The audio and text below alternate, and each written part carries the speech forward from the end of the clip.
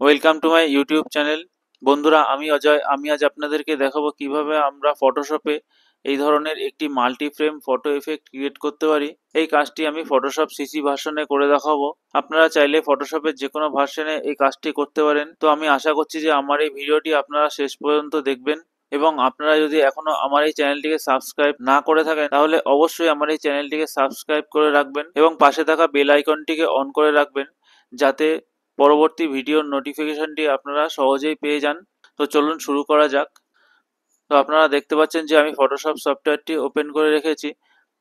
তো এখানে আমরা একটি নতুন ইমেজ ওপেন করে নেব। সেই জন্য আমি চলে গেলাম ফাইল মেনুতে।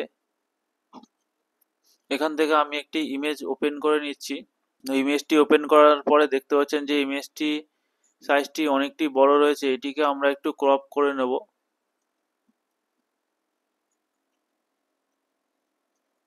ক্রপ করা হয়ে গেলে আমরা এখানে ক্লিক করছি। তো এখন আমরা এখানে একটি রেক্ট্যাঙ্গেল বক্স ক্রিয়েট করব। সেই জন্য চলে যাব টুল বক্সে। এখান থেকে রেক্ট্যাঙ্গেল মার্কিউ টুলটিকে সিলেক্ট করে আমরা প্রথমে একটি রেক্ট্যাঙ্গেল বক্স ক্রিয়েট করব। তো এই রেক্ট্যাঙ্গেল বক্সটিকে আমরা একটি নতুন লেয়ারে ফিল করব। সেই জন্য আমরা চলে যাব লেয়ার প্যালেটে। এখান থেকে একটি নতুন লেয়ার নিয়ে নেব। এবার এখানে দেখতে পাচ্ছেন যে লেয়ার 1 নামে একটি নতুন লেয়ার ক্রিয়েট হয়ে গেছে। এই লেয়ারটিকে আমরা ফিল করব কিবোর্ড থেকে alt backspace key press করে। তো লেয়ারটি ফিল হয়ে গেছে। এবার আমরা কিবোর্ড থেকে কন্ট্রোল ডি প্রেস করে সিলেকশনটিকে ক্লোজ করে দেব। এবার এই বক্সটির চারিদিকে একটি স্ট্রোক কালার অ্যাপ্লাই করব। সেই জন্য আমরা চলে যাব লেয়ার অপশনে। এখান থেকে লেয়ার স্টাইল থেকে একটু নিচে আসলে দেখতে পাবেন যে এখানে স্ট্রোক যে অপশনটি রয়েছে এখানে ক্লিক করব। তো এখানে ক্লিক করার পরে স্ট্রোকের একটি ডায়লগ বক্স ওপেন হয়ে যাবে। এবার এখান থেকে আমরা স্ট্রোকের সাইজটিকে দিয়ে দেবো। এটিকে আমরা 10 পিক্সেল রাখবো এবং স্ট্রোকের যে পজিশনটি আছে এটি আমরা ইনসাইডে রাখবো। এবার ওকেতে ক্লিক করব। তো এখন ডান দিকে লেয়ার বক্সে তাকালে দেখতে পাবেন যে এখানে লেয়ার 1 নামে একটি লেয়ার ক্রিয়েট হয়ে গেছে। এই লেয়ারটির একটি ডুপ্লিকেট কপি আমরা ক্রিয়েট করে নেব। সেজন্য কিবোর্ড থেকে কন্ট্রোল জে প্রেস করে একটি ডুপ্লিকেট কপি ক্রিয়েট করে নিলাম। এবার কন্ট্রোল কি প্রেস করে ধরে রেখে আমরা এই দুটি লেয়ারকে মার্জ করে নেব। কন্ট্রোল ই প্রেস করে আমরা এই লেয়ার দুটিকে মার্জ করে নিলাম। এবার আমরা চলে যাব টুল বক্সে। এখান থেকে ম্যাজিক ওয়ান টুলটিকে সিলেক্ট করব। সিলেক্ট করার পরে আমরা ঠিক এখানটায় একটি ক্লিক করব। এখানটা ক্লিক করার পরে দেখতে পাচ্ছেন যে মাঝখানের এই অংশটি সিলেকশন হয়ে গেছে। এবার আমরা কিবোর্ড থেকে ডিলিট কি প্রেস করে এই জায়গাটিকে ডিলিট করে দেবো। কন্ট্রোল ডি প্রেস করে সিলেকশনটিকে ক্লোজ করে দিচ্ছি। তো এবার আমরা কিবোর্ড থেকে অল্ট কি প্রেস করে এই লেয়ারটির কয়েকটি কপি ক্রিয়েট করে নেব।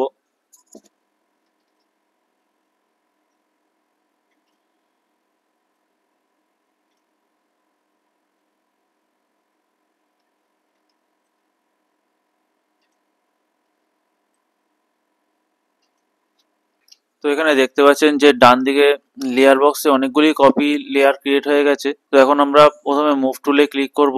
এবার আমরা এখানে যে লেয়ারটি আছে এই জায়গাটা একটি ক্লিক করব। ক্লিক করার পরে এবার আমরা চলে যাব টুল বক্সে। এখান থেকে মার্কিউ টুলটিকে সিলেক্ট করব।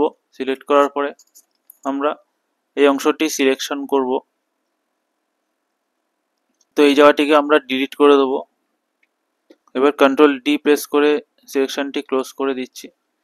ঠিক একইভাবে আমরা এখানে যে লেয়ারগুলি আছে এগুলিকে আমরা ডিলিট করতে থাকবো। তো দেখুন আমি দেখাচ্ছি।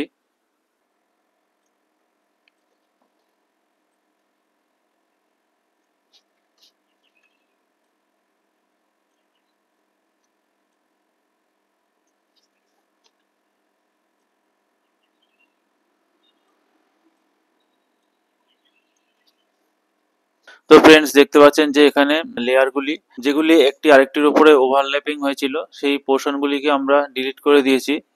এবার আমরা ডান দিকে যে লেয়ারগুলি আছে এই লেয়ারগুলিকে কন্ট্রোল কি প্রেস করে সিলেক্ট করে আমরা মার্জ করে নেব।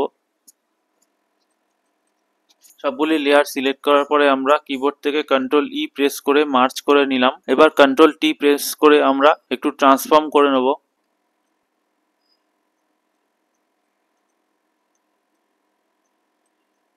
ট্রান্সফর্ম করা হয়ে গেলে আমরা এখানটায় ক্লিক করব। তো এখানে আপনারা দেখতে পাচ্ছেন যে লেয়ার 1টি এখন সিলেক্ট রয়েছে। তো এবার আমরা চলে যাব টুল বক্সে, এখান থেকে ম্যাজিক ওয়ান টুলটিকে সিলেক্ট করব। সিলেক্ট করার পরে ইমেজের যে কোনো জায়গায় একটি ক্লিক করব। তো এখন দেখতে পাচ্ছেন যে ইমেজটি সিলেকশন হয়ে গেছে। এবার আমরা সিলেকশনটিকে ইনভার্স করার জন্য আমরা কিবোর্ড থেকে শিফট কন্ট্রোল আই প্রেস করব। তো এখন সিলেকশনটি ইনভার্স হয়ে গেছে। এবার আমরা ব্যাকগ্রাউন্ড লেয়ারটিকে সিলেক্ট করব। এটি এখন লক অবস্থায় রয়েছে, এটিকে আমরা আনলক করে নেব। তো আনলক করার পরে এখন আমরা এই লেয়ারটিকে মাস্ক করব। তো মাস্ক করার জন্য আমরা একটু নিচের দিকে আসলে এখানে দেখতে পাবেন যে লেয়ার মাস্কের অপশন রয়েছে, এখানে ক্লিক করব। তো এখানে ক্লিক করার পরে দেখতে পাচ্ছেন যে ইমেজের চারিদিকে যে ব্যাকগ্রাউন্ডটি ছিল সেটি ইরেজ হয়ে গেছে। এবার ইমেজের চারিদিকে যেই জায়গাটি ইরেজ হয়ে গেছে সেখানটা আমরা একটি ব্যাকগ্রাউন্ড ক্রিয়েট করব। তো সেই জন্য আমরা একটি নতুন লেয়ার নিয়ে নেব। লেয়ার 1 নামে একটি লেয়ার ক্রিয়েট হয়ে গেছে। এই লেয়ারটিকে আমরা ব্যাকগ্রাউন্ড কালার দিয়ে ফিল করব। সেই জন্য প্রথমে এই লেয়ারটিকে ড্র্যাগ করে লেয়ার 0-র নিচে এনে রেখে দিলাম। এবার আমরা যে কালার দিয়ে ব্যাকগ্রাউন্ডটি ফিল করতে চাইছি সেই কালারটি এখান থেকে সিলেক্ট করে নেব। আমরা এখান থেকে ইয়েলো কালার চুজ করে নিলাম। এবার কিবোর্ড থেকে অল্ট ব্যাকস্পেস কি প্রেস করে আমরা এই লেয়ারটিকে ফিল করে নেব। তো দেখতে পাচ্ছেন যে লেয়ারটি ফিল হয়ে গেছে। এবার আমরা এই ইমেজটিকে একটু ট্রান্সফর্ম করে নেব। সেই জন্য প্রথমে আমরা লেয়ার 1 এবং লেয়ার 0টিকে সিলেক্ট করে একটু ট্রান্সফর্ম করে নিচ্ছি। ট্রান্সফর্ম করা হয়ে গেলে আমরা এখানটায় ক্লিক করব। তো এবার আমরা এই ইমেজটির পেছনে একটি শ্যাডো ক্রিয়েট করব। সেই জন্য আমরা একটি নতুন লেয়ার ক্রিয়েট করে নেব। এখানে যে লেয়ার 2 নামে একটি লেয়ার ক্রিয়েট হলো, এই লেয়ারটিকে ড্র্যাগ করে আমরা লেয়ার 1 এর উপরে এনে রাখবো। এবার এখানে আমরা একটি শ্যাডো ক্রিয়েট করব। সেই জন্য চলে যাব টুল বক্সে, এখান থেকে ব্রাশ টুলটিকে সিলেক্ট করব। ব্রাশ টুলের সাইজটি আমরা একটু বাড়িয়ে নেব। এখান থেকে একটি সফট ব্রাশ আমরা সিলেক্ট করব এবং ব্যাকগ্রাউন্ড কালারটিকে আমরা ব্ল্যাক রাখবো। ওকেতে ক্লিক করে আমরা এখানে একটি ক্লিক করব। তো এবার আমরা কিবোর্ড থেকে কন্ট্রোল টি প্রেস করে একটু ট্রান্সফর্ম করে নেব।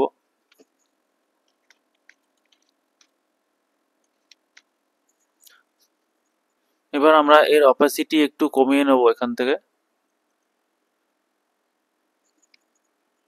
তো এখানে আপনারা দেখতে পাচ্ছেন যে ছবিটির পেছনে একটি শ্যাডো ক্রিয়েট করার ফলে ছবিটি আরো দেখতে অনেক ভালো লাগছে। এখন আমরা লেয়ার 1টিকে সিলেক্ট করব।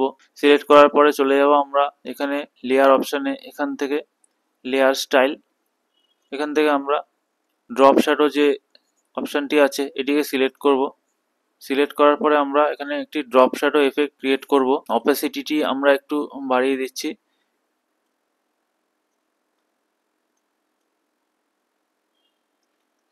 অ্যাঙ্গেলটি আমরা এখানে 120 ডিগ্রি রাখছি। তো ড্রপ শ্যাডো এফেক্টটি ক্রিয়েট করা হয়ে গেছে। এবার আমরা ওকেতে ক্লিক করব। তো ফ্রেন্ডস দেখতে পাচ্ছেন যে এখানে multi frame photo effect create করা হয়ে গেছে এবং এটি ক্রিয়েট করার পরে ছবিটি একটি নতুন এবং আকর্ষণীয় রূপ পেয়েছে। তো এখন দেখতে খুবই সুন্দর লাগছে। তো এবার আমরা এখানে যে কোনো একটি লেয়ারের ওপরে ক্লিক করে ফ্ল্যাটেন ইমেজ এই অপশানটিতে ক্লিক করব। তাহলে সবগুলি লেয়ার একসঙ্গে মার্জ হয়ে যাবে। তো এখন আমি যদি একটু জুম করে দেখাই তাহলে দেখতে পাবেন যে ছবিটি কত সুন্দর এবং আকর্ষণীয় লাগছে। তো ফ্রেন্ডস আজকের এই টিউটোরিয়ালটি এ পর্যন্তই। যদি আমার এই টিউটোরিয়ালটি আপনাদের ভালো লেগে থাকে তাহলে অবশ্যই আমার এই ভিডিওতে একটি লাইক করে দেবেন এবং এই ধরনের আরও ভিডিও দেখার জন্য আমার চ্যানেলটিকে অবশ্যই সাবস্ক্রাইব করে রাখবেন। তাহলে দেখা হচ্ছে পরবর্তী কোনো টিউটোরিয়ালে। Thank you.